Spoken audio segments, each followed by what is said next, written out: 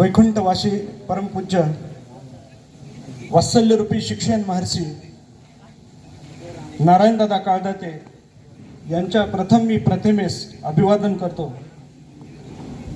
खरं पालकर सर, तुमचं मन भरून आलेलं आहे. विद्यार्थ्यांनी तर खूप बोललं, आता माझं सुद्धा मन भरून आलेलं आहे, पण मी त्या गोष्टी दाबून ठेवतो. कारण सत्कर्म केला की सत्कार होतो ही पावसाच्या नियतीला सुद्धा कळलेलं आहे. जोरात एकदा आपण पावसासाठी टाळ्या वाजूया.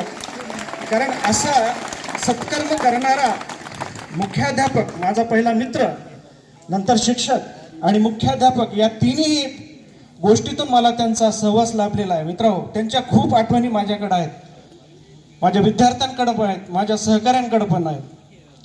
पण या प्रक्रियेतून जात असताना सरांची भावना आणि विद्यार्थ्यांचं मनोगत ऐकून माझंही थोडं मन हेलावलं होतं आणि सर्व मंडप मला वाटतं बऱ्यापैकी भावूक झालेलं होतं. आणि खरंच आहे की भावूक होणं हे साहजिकच आहे, कारण त्यांचं व्यक्तिमत्व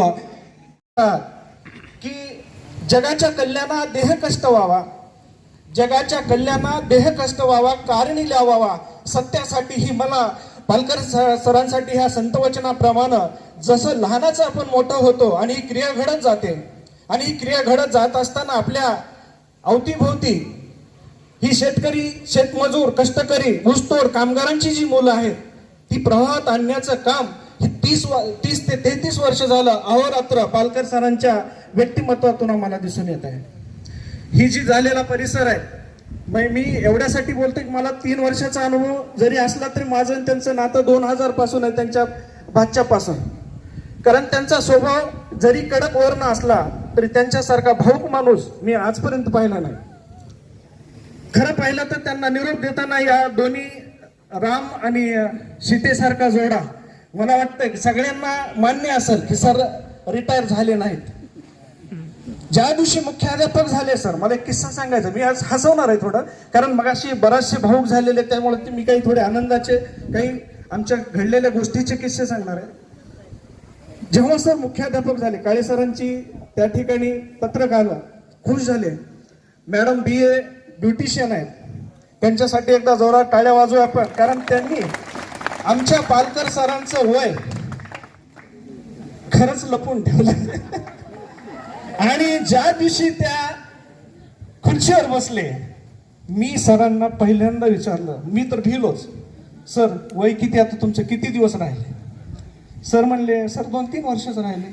म्हणलं, सर तुम्ही आत्ता लागल्यासारखे वाटायले. ही मॅडमची कृपा आहे, मॅडमसाठी आपण जोरात टाळ्या वाजवा. कारण एव्हरग्रीन ठेवणं हे बायकोचं काम असतं.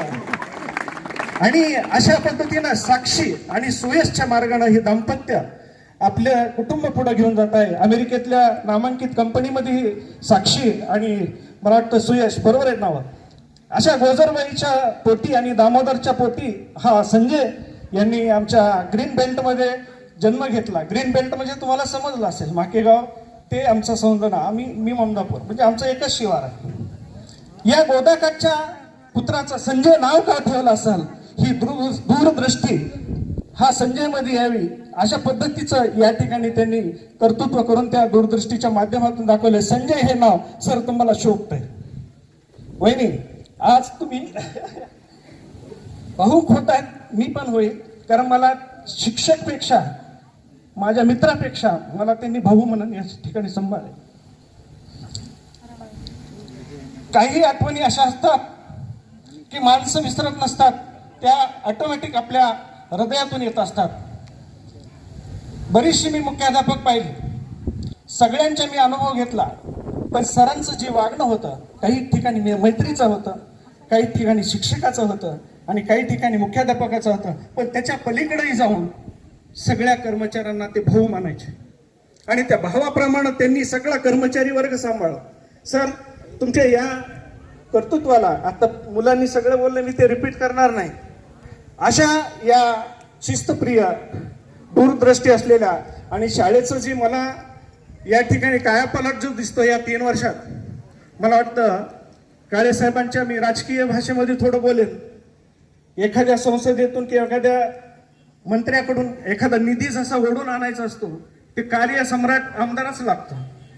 तसा आमचा कार्यसम्राट मुख्याध्यापक तुमच्याकडनं सर्व निधी मला वाटतंय फक्त आणि फक्त साने गुरुजी विद्यालय भवतानाला चालून दाखवला त्यांनी, म्हणून हा एक कायापालट त्यांच्या नोकरीमधून आपल्याला दिसून येतात.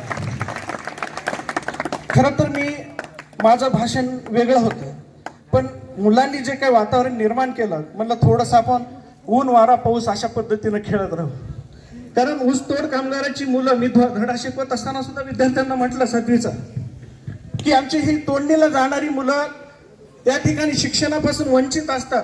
आता इथली परिस्थिती माहीत नसेल बाहेरच्या लोकांना किंवा माझ्या सर्व आलेल्या, आता मला वाटतं इथं दयावान ग्रुप आलेला आहे, जुळलेला ग्रुप पण आलेला आहे, मन जुळलेला ग्रुप, म्हणजे एवढं मन जुळलेला ग्रुप आपल्यासाठी येतो आणि आपल्या स्वागतासाठी या ठिकाणी त्यांच्यासाठी एकदा जोरात टाळ्या वाजवा. पण त्या दोन्ही ग्रुपसाठी अशी माणसं कमवायला फार वेळ लागतो. आणि हे कमवताना मी जे म्हटलं की तुम्हाला एक माणसं 3 प्रकारचे असतात. एक तर झाडाच्या फांदीवरचं वजन जर जास्त झालं तर झाडाची फांदी तुटते. दुसरं आहे झाडाची पानं गळून पडतात. पण काही माणसं अशी असतात की ते झाडाचं मूळ होऊन, हे आता माणसं जे खेचून आणलेत ना ते फक्त मूळ तिथपर्यंत गेलं, कारण त्यांच्या माध्यमातून अनेक असंख्य लोक, असंख्य मुलं हे कार्यरत आज बी सगळ्या पदावर आहेत. कोणी क्रीडा विभागात असेल, कोणी संगीत असेल, कोणी कलामध्ये असेल किंवा कोणत्या इंजिनिअरिंग किंवा इतर सगळ्या विभागामध्ये त्यांची विखुरलेली ही जी मुळं आहे ती मुळं आज पाहण्यासाठी सगळ्या या सेवापूर्ती गौरव सोहळ्यासाठी आलेले आहेत. मी जास्त वेळ घेणार नाही, कारण बरेचशा मान्यवरांचं बोलणं या ठिकाणी होणार आहे. त्याबद्दल मी वहिनी आणि आता एक मला विनंती आहे तुम्हाला सांगायची, कारण हा एक प्रोटोकॉलच असतो. जेव्हा एखादा सेवानिवृत्त शिक्षक गेला की ते घरी बसतो, तुम्ही कुठंच जाऊ देणार नाहीत, मला माहिती आहे पालकर सरांना. पण आमची विनंती आहे की जिथं कुठं साने गुरुजी विद्यालय किंवा बनेश्वर शिक्षण संस्थेचं नाव निघेल त्या ठिकाणी न कुठल्या गोष्टीचा विचार करता पालकर सरांना तुम्ही बिनधास्त सोडून द्यायचं, कारण आम्हाला त्यांची गरज आहे. म्हणून मी या सेवापूर्ती सोहळ्याच्या शेवटच्या क्षणात मी त्यांच्या दाम्पत्य दोघांनाही, आता नवं दाम्पत्य म्हणल्यासारखं हसले सगळे, पण सगळ्यांना मी शुभेच्छा देतो. त्यांचं निरोगी आयुष्य राहावं ही ईश्वरच्यांनी प्रार्थना करतो. आणि त्यांच्या दोन्ही मुलांनी एक काळजी घ्यायची आता पप्पांची, मान्य आहे, त्यांना खूप दूरवर असं टूरवर पाठवायचं होता, कमीत कमी महिनाभर येऊन द्यायचं नाही. चला, त्यांच्यासाठी जर आता असा मन जुळलेला ग्रुप असला ना की आयुष्य हे सुंदर छान छान लागल्यासारखं असतं. आणि अशी जर मित्र कमवले तर माणसाचं आयुष्य, मला वाटतं पालकर सर 101 तुमचं वर्ष दीर्घ आयुष्य लाभो ही मी या साने गुरुजी विद्यालयाच्या आणि माझ्या सर्व परिवाराच्या वतीनं मी तुम्हाला या सेवापूर्तीच्या शुभेच्छा देऊन या ठिकाणी माझं थोडंसं मनोगत या ठिकाणी संपवतो. धन्यवाद.